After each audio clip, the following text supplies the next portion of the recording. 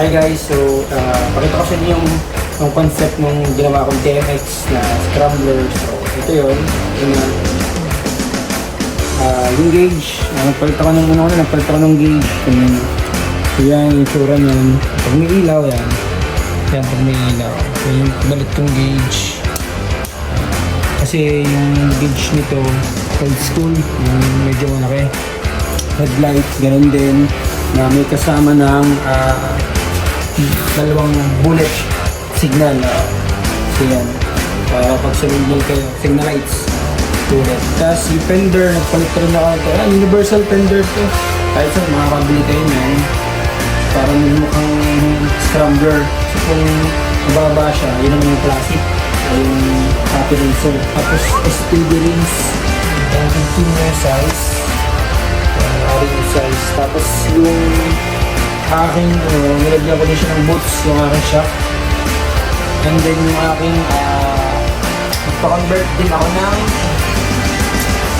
disc brake. Naka-disc brake. Disc brake. Ito ang disc brake. Ito yung brake. Tsaka nagpalit pa ito dalawa. Palit ako ng disc brake. Convert ko lang yung, kinuha ko lang sa ibang motor. Tapos yung aking taillight, yan, bullet din, yung tawagin bullet. Nandiyan ko siya ng sa dry sticker ng bunga. Wala lang. Tapos yung sa upuan, syempre, pinagpapogi dito. Yung mas maganda, huwag yung siyang sakto lang yung haba.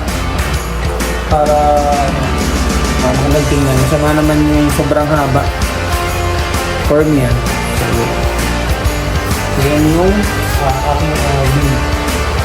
Mas maganda sana din kung mas malaki yung wheel yung sa unahan kasi yung aking stock yung aking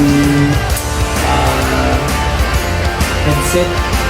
Dapat kasi mas maluwang para mas napalawang mas napalaki yung gulong. Okay, so yan yung overall na wheel. Yung mga binago ko sa TMX para maging mukhang TMX scrambler. Yun lang. So